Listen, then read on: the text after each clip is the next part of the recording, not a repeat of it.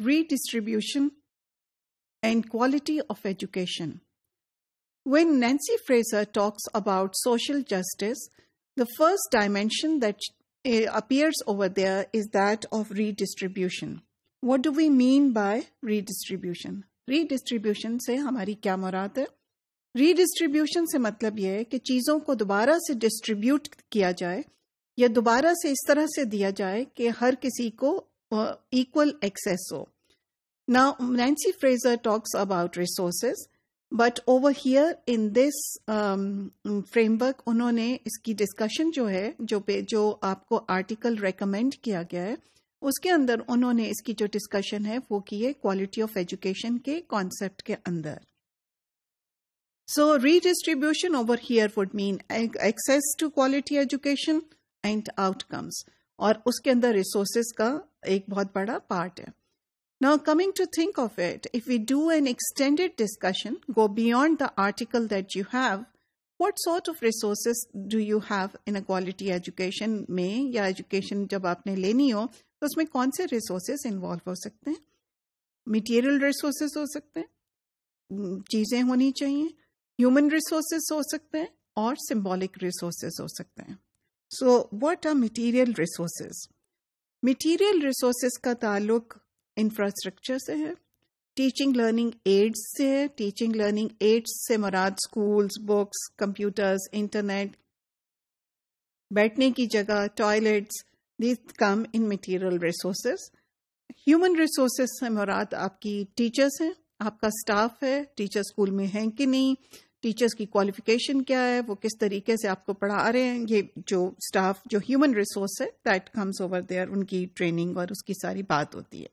उसकी access, so is the access to quality teachers equally distributed across all communities, across all schools or not? That is the question that arises from the concept of social justice.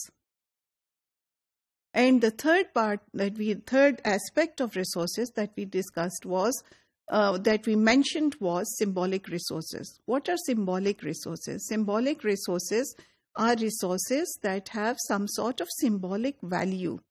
Even जो uniform बच्चे पहनते हैं और जो उन्होंने पहनी होती है, उसकी भी एक symbolic value होती है. They stand for something. It means something else than what it is.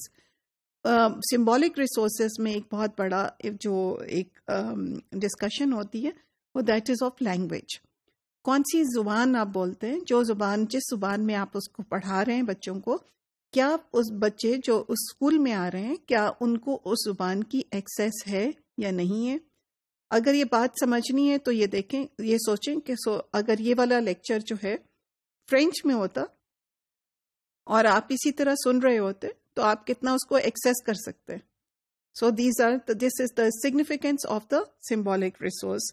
और कई दफ़ा जैसे हमने जिक्र किया, मटीरियल चीज़ें होती हैं जो जैसे साफ सुथरा कमरा हो गया, उसकी भी एक सिंबॉलिक वैल्यू होती है. वो आपको ये बताती है कि आप जिसको जहाँ बिठाया गया है, वो आपको ये चीज़ बताता है कि आपकी क्या वर्थ है, आप कितने इम्पॉर्टेंट हैं स्कूल के लिए या स्कूल के सिस्टम के लिए. और आपकी अगर दीवारें गंदी हैं, टूटी हुई हैं, बच्चे ज़मीन पे बैठ रहे हैं, तो it tells you something. Everything has a meaning.